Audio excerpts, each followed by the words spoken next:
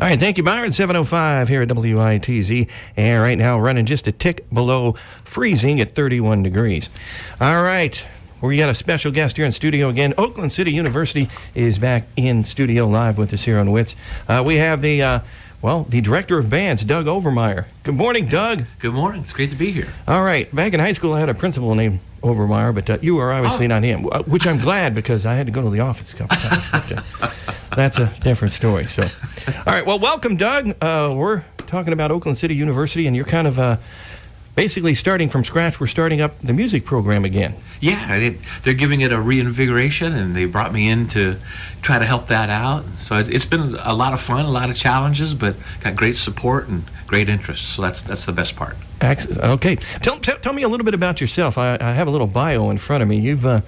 You've been around in a good way. I think University of West Georgia, North Carolina State. What'd you do at those places? Well, at North Carolina State, I was the director of bands, and later got promoted to the department chair. And when you become an administrator, you get to do less of what you want to do, more of what you're supposed to do. Yeah. So I missed that.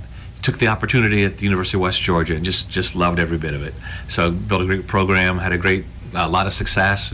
We traveled to 3 or 4 countries and performed, and a lot of state conferences, and it was really a really good experience. And we moved to Florida because my in-laws were struggling a little bit, so we moved down there to take care of them. And I taught at a school down there, and Disney said, "Hey, have you ever thought about working here?" And so I got to work for the Mouse for a little while. Wow. So it was a lot of fun. Yeah. Okay. It's really, really good. They let you in for free. That's one of the good things. You don't have to pay, so. No, they charge you for parking. Still? Yeah, maybe. And I know North Carolina State, we can kind of tie into, everyone's familiar with Jimmy Valvano. Oh, yeah. They did a movie about him when I was there, and they used my music and my arrangements for the soundtrack of that movie. That's crazy. It was really a lot of fun. Yeah, real great guy. When I met him, he was kind of in the last part of his life, but just still a genuinely great guy to get to know. Really a lot of fun. Yeah. That's great you remember him. Oh, yeah. I remember watching the game, actually, believe it or not. Oh, my gosh. My black and white TV upstairs. No, seriously, I'm that old. But so yeah, you've done a lot of different things. So anytime that show comes up on TV, and they hear some of the music, that is yours. That's mine. Yeah. Wow. So you arranged it. Did you play on any of it? Well, kind of. I get royalties every once in a while, and I figure that with every one of those checks, I'm going to save them up, and when I retire, I think I'll have enough to buy a cheeseburger. Oh. Yeah. Well, still, it's nice when you get to see your name on the credits when they roll. Yeah, it's kind of fun. There's nothing wrong with that. So, all right. So you've been from the college level, professional. You've done public school, high school stuff? Both. Okay. Yep. So I taught in Ohio's public schools. When we were in North Carolina, they decided that they wanted to cut out the elementary band program. So I grabbed a bunch of students, and we kept the elementary band program going on in Wake County. So that was kind of new. And then when I came to Florida, I worked at a high school down there too. And that was another education. Just when you think you know it all, you go back into a classroom and see what goes on. Yeah, I remember I was a band geek myself. So I started in like 6th grade. I wanted to play the drums, but they didn't let me. They stuck a trumpet in my hand, so that's what I ended up doing. Well, I wanted to play drums too, and they put a French horn in my hand. Oh. And then I was sick for the first week just to pretend that I didn't want to be there. And then when I came back, they needed a drummer. So okay, it all worked out. It did. That's right. Yeah, it seems I won't call it a dying art, especially here locally, because we have some very strong high school bands. I mean, they're constantly winning state championships. I think we had Jasper won last year. And Castle and some of the other schools. Yeah, they had done. A lot of these guys are doing an outstanding job. I've had the opportunity to go visit with a few of them, and some of these guys are saddled with a ton of work, and they're doing it. These gals too. I shouldn't just say guys. I mean, these folks are really putting in the time. I mean, they're in the trenches, and they're making it all happen. And that's really great. Well, I'm glad that the program is coming back to Oakland City University because, if you're looking to, when I was out of high school, that was it musically, because what I went to college for, it just didn't work out. But you don't have to give up that love and that passion. You can continue that. Oh, not at all. Yeah. Past high school. Yeah, as a matter of fact, there's a New Horizons program out, and it's been around for about 20 years, and you literally go into an old folks' home, and you tell those folks, hey, did any of you want to be in band in school? And if you want to, here's the start for you. And then, you go in, and within 6 weeks, you're doing your concert. Wow. So yeah, the learning curve is a little steep, but they have time. They've always wanted to do it, and they play. It's really a lot of fun. So yeah, no matter what you do today, that'll stick with you for the rest of your life. Yeah, it's like riding a bicycle. Once you learn something, you really don't forget. So, Yeah. All right, so you're rebuilding the program. Where do you start from scratch? I mean, that's probably, you got a list a mile long. So what's first? Yeah, well, we want to get the infrastructure completely set. And so you spend a lot of time, making the forms and ordering the instruments and figuring out where you're going to rehearse and what the equipment is that you need to accompany that. And at the same time, you're beating the bushes and talking to the area band directors and talking to parents and kids that visit campus and telling them about the program. So you keep a lot of plates spinning at the same time. Yeah, I could imagine. I've been lucky enough to have a little bit of success before, and I think that was part of their attraction to bringing me here. So when it comes right down to it, it's really the face-to-face, hand-to-hand. Say, hey, let me tell you a little about what you can be here. And to me, it's exciting to come in on the ground floor of a new program. And so hopefully that attraction will spread to the students. And we've got great scholarships. It's a great campus. It's a nice little campus. And the class sizes are small. And with our scholarships, it's incredibly affordable. So I would have paid less of a percentage if I had gone here today than I did when I was making my way through school. So. Okay, now with the new music program, is this just for the lack of a better word, just for fun, for the pep band, or is there a degree involved, or no degree? both? No degree yet. I'm not sure what the entire plans are in the future, and I think that'll evolve as it goes. But there's actually been some talk about reestablishing a department, and after we get so many students involved, they will be adding more people. But right now it's all about being in there, and there's also a certain degree of understanding that when you go to school, that's one thing. When you get involved in school, you're more likely to stay and finish. So I always used to laugh with parents saying, well, I'm not sure I want my son or daughter doing that because I'm not sure they have a time. I want them to get used to college. And the funny thing was, the grade averages in the marching band was always higher in the fall than it was in the spring. And we had less of attrition rate than the university did. So if you got involved in the band, you were involved in school, it meant more to you, and you were more likely to finish, 30% more likely to finish. So, wow, that's a big number. And I know several people, I can almost include myself, if it wasn't for band back in high school, I know some people who may not have even graduated. Yeah. It's their thing, their friend, their little circle. Yeah. And well, the Harvard Medical School is now asking people to major in music before they apply for medical school, because it teaches you how to persevere, teaches you how to work independently, and all that practice time and all that trial and error, and you learn systems, and they found those skills to be the most valuable for some of their incoming students. Yeah, and it's surprising how much math you learn. Not algebra-wise, but there's math involved. It's all well, when you're playing, you're constantly adding, dividing. Yep. You're constantly thinking about the shapes and the forms, and how far into that count you need to go. And so it's a real mental process. I've seen it helps reading skills too, because kind of like with music, you may be looking to measure ahead of where you are, and it just helps you. And you also learn a new language. So you're learning actually what the notes mean and the symbols. Yeah. Yeah, you really do. So, there's all kinds of medical studies out there and learning studies that show that kids that play in music have better spatial awareness, better math scores, better reading scores, and they score about 15% higher than their colleagues whenever they take those SATs and ACT tests. Wow, so get your kids in band. I'm telling you, it's a fun experience. I loved it since I was a kid. Actually, when my parents used to have season tickets to the local high school basketball games, and where our seats were, literally right below us was the pep band.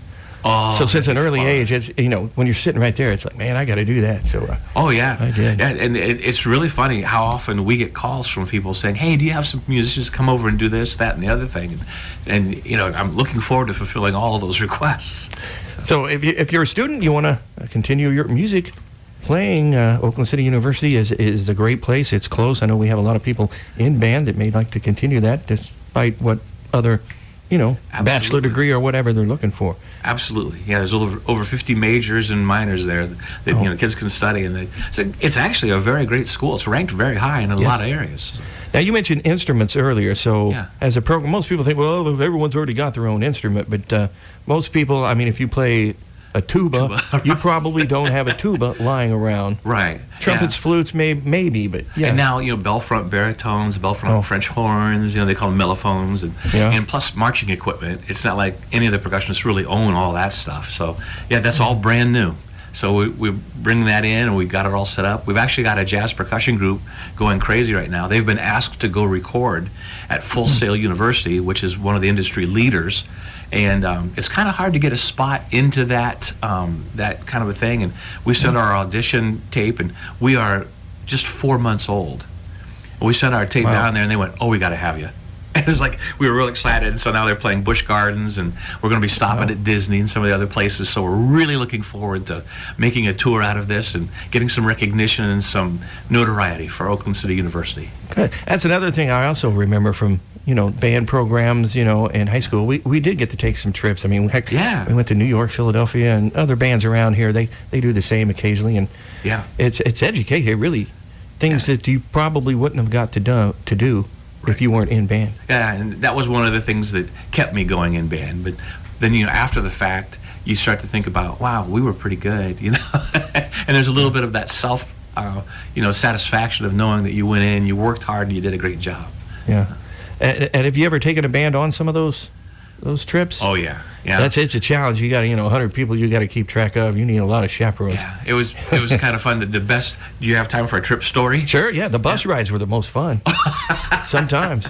Well, actually, we took a group to Italy, and we got into Rome, and everybody's a little bit jet lagged, and our buses came and picked us up, and we thought that was really great. Everything was working the way it was supposed to, and we parked outside the hotel. And one of my chaperones, we had to bring some faculty chaperones. One of my chaperones saw me struggling with all the things I had, and they said, "Well, here, let me hold on to this." So they took my briefcase. And my briefcase had all of our trip money in it. It had all of our tickets and passes for all the things we were going to do. So I said, now, I explained to them how valuable this was. And they said, it's not going to be a problem. So they put it in the front seat of the bus and then went to help students load and unload. And we came back, and that was gone.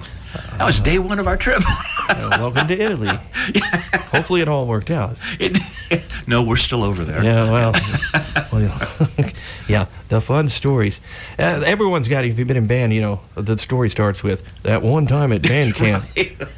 Our band camp, when I was in school, we didn't get to go. Some schools, they go places, different places. We just added out on the driver's head parking lot in the hot sun in August. So, yeah. We missed out on that fun. Yeah, well, it doesn't matter whether you go away, whether you stay home. It's still a lot of work. Yeah. It really is. It definitely. People just see them. Hey, the band, they showed up and they played a couple songs at halftime of the football game. That's all they do. But there's a lot to make that happen. Well, yeah. Sometimes people confuse magician with musician. Yeah. Now you're going to be getting things up and running. I know they're going to have a football program. So you're going to have like an actual marching band out on the field with designs and. Yeah, that's where we're headed.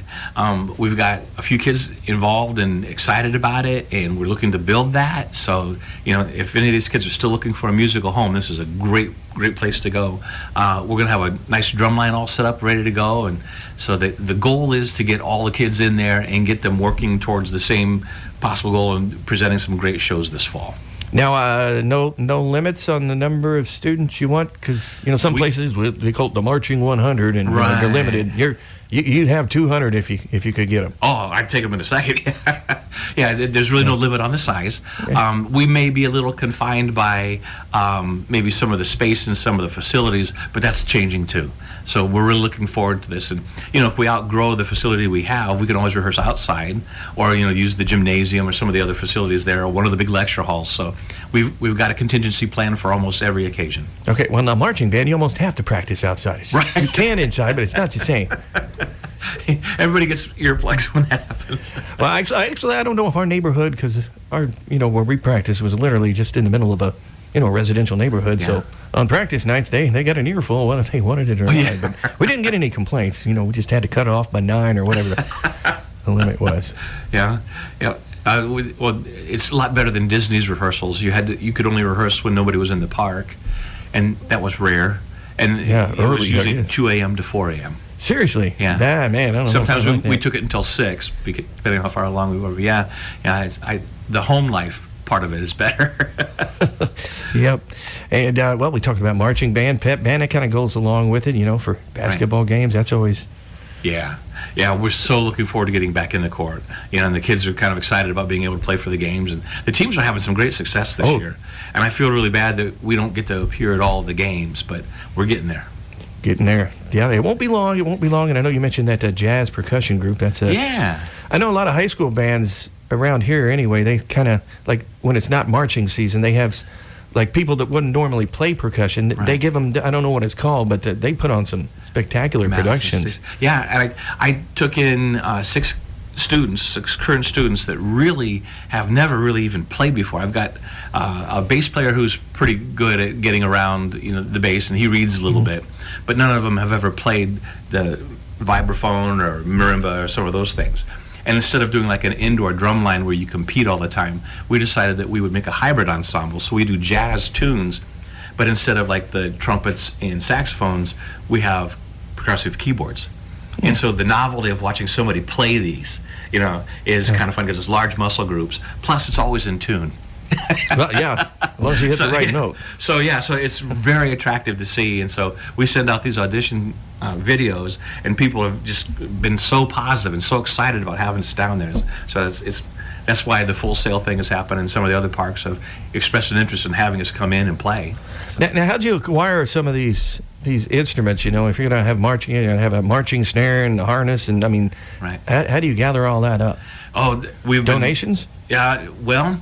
We'll take them. Yeah. Yeah. A lot of people really don't have that kind of equipment around, and most recently, the manufacturers have kind of changed how they make what they're making, and so you get a different kind of sound. So we decided we're going to buy new ones. So we took bids from a number of companies across the United States and found some really good folks to work with. Some of them locally, like with Sweetwater and some of the other folks, and they've been great about getting equipment to us and helping us fill out the needs that we have. And so it's a long process, but and it's a little bit of a pricey experience too, but the university has been incredible about helping support this. So they've come up with the money and said, here. So we get the bids, we talk about it. They've figured out ways to make it more affordable, and so we're buying all the things that students wouldn't normally have. And we will look for donations. We'll go to Uncle Frank's attic if we have to find some instruments. Yeah.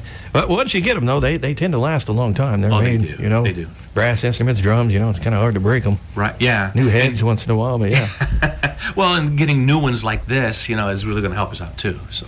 Yeah, so I'm looking forward to it. Now, what about uniforms? You're going to be all decked out in a uniform. If you're marching, you got to have at least color coordination. We will. Uniforms are a little bit expensive, and so we've decided, we've made a plan that I think is genius. We're going to buy the jackets and some other things and get some stock pants. So we're not like customizing everything yet. And so we'll start a look for the marching band, so it'll be definitely distinguished, definitely clean, and get them out on the field. And if we're using things that students would normally own, it makes it less expensive for us, the student of the university. The idea is I know a lot of schools have like a performance fee or a fee to be in the band. We're eliminating that. And we're eliminating the need for fundraising by the students because those kids are busy enough. So we'll bring them in, we'll outfit them, we'll get them their instruments. And so I think we've got a really good plan in place to be able to afford those. And eventually in a few years we'll have a drive to get the full uniforms and get them all outfitted and looking even better. Oh, yeah, it'll be looking sharp. I remember trying on the first uniform. Now, I'm going to show my age here, Doug. When we marched in high school, we had to wear what we called white bucks. Yeah. I don't know do they still? I don't know if they still use those today. There are some very brave bands that do, but now that the art is becoming a little bit more competitive, you do as many things as you can to cover the look, and the bucks show up so well that any judge from 100 miles away can tell whether you're perfectly in step or not. So the trend has been to go to like a black shoe, and some without spats. Not necessarily cover, but to help uniform that, and not draw attention to some areas that may be a little questionable. So. And I've seen some of the routines the marching bands run these days compared to when I was in school. They're at times almost running. Right. We never. I mean, we may have marched at a fast pace, but there's some of them almost. I don't see how you can play and run, but they do. That's a very special technique, and I props to these guys who are teaching it, because it's really incredible. It's really hard to do, and you watch that in the drum corps a lot too. Yeah. And I did some work with the Canton Bluecoats and worked with them, and we had some very demanding drill. And the drill has gone from like the Bill Moffett Sound Power, where you march 8 to 5 and line to line, and the company fronts, to some very intricate drill. And now to the point where you can even get a system where you can actually do your drill by GPS. Oh. So so if you watched Ohio State play, their marching band, they do that by a GPS locator. Okay, I want to be the guy that dots the I. Yeah. So that doesn't happen to everybody. That's a special. Oh yeah, special thing there at the Ohio State. Reserved for a graduating senior who's distinguished themselves. Yeah, it's really kind of fun. I don't know how you can't do that with Oakland City. There's an I University. Yeah, you're gonna need a few people to make the design, but hey, you can make it happen. We spell out city and then we'll dot the I. That works. All right, you got to start somewhere. So, man, I'm looking forward. Now, someone around here is, school's going to be, seniors are going to be graduating here in a few months. Right. If they want to contact the university and talk about the music program, do they call you or who? They can. They can call me at area code 812-749-1509. They can go onto our website and look up bands. There's a special website for just that. We have an honor band and some other camps that are coming up too that they can participate in. There's a lot of ways to get a hold of us. There's QR codes on our website they can scan and get some information right away. And we're looking forward to all of those contacts. So now we've been pretty busy building the sheets. So we're looking forward to more interests. Okay, I know you said you're looking forward to getting in on a program on the ground up. Maybe the students are too. Because you can go to an IU or Purdue and there's 40,000 people on campus. Right. More one-on-one with it, learning and within the band program. Well, and these names are going to live forever. So we're going to make sure we get a plaque of the first band, and those names are going on what we're calling a wall of fame. And so those people and those names will live forever as being the founders of our great program. Okay, and you don't have to think, well, I was okay in high school. I wasn't great. It's not like I had solos. It doesn't matter. Yeah, if you have an interest, you can always improve. And we've got 100 different ways to show you how to do that. We've taken, right now I have 6 kids that have never even played music, that have walked in, come behind an instrument, and now they're playing on a national level. So that's really a great testimony to their hard work and the kind of program we're going to have. Yeah, I've known a few people, because, I spent all my young years in high school, and grade school, learning music, and I know guys, just picked up a guitar, no musical lessons. Now he plays it like heck, or the drums, and I'm like, how did you do that? Yeah, I had to learn notes, all cows eat grass and all this stuff. And well, if you think about it, the highest paid musicians are the least educated. Well, probably. I think I took a wrong turn somewhere. It's called learning by ear, which is great if you can. Oh yeah, it's that's why music is really kind of the universal language. It's one of those things where whether you're professionally trained or whether you just have an interest in it, you will find something that is going to make it meaningful to you. And really, when it comes right down to it, that's what it's all about. Yep, and hopefully one day soon you'll have degrees available. And you'd be surprised where a music degree can take you. You don't have to be just a professional musician. There's other ins and outs and avenues. Well, look at your background. Even with your background, in broadcasting, styles of music. You understand it better because you've had to recreate it. And so with the choices that you've made, it's brought you here, and that serves you in some capacity. Yep. So, yeah, it's applicable to just about anything. All right. I still tinker around here and there. Bang on some drums, a little guitar. I don't know much, come but it's on over. fun. Yeah, we'll show you around the studio a little bit. Let you have some fun. Okay. You got a recording studio? No, it's the percussion studio. Okay. So we'll get you in there. Okay. Actually, you play percussion? I brought some just in case if you want to bang for a second.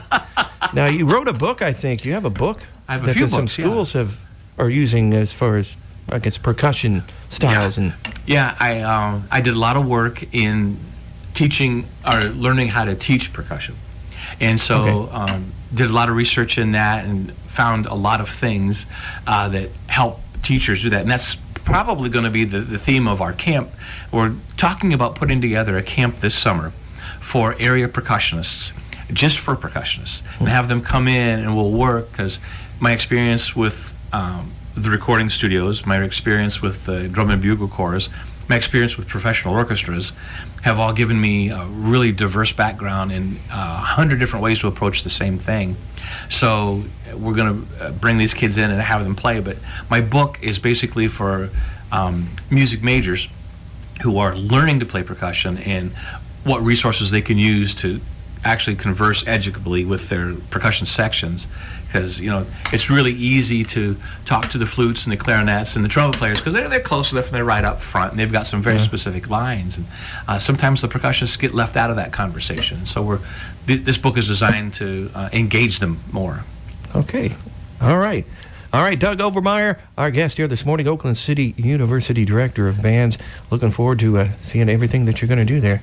Looking forward to showing you. And hearing. Yeah. Looking forward to, showing and hearing. Yeah. Kind of go hand in hand. So, well, we'll show you first. Okay. All right, thanks for your time. Bang on those sticks for me. I want to hear something. Oh, goodness. This is a professional drummer. Talk about putting me on the spot. That's what I do best.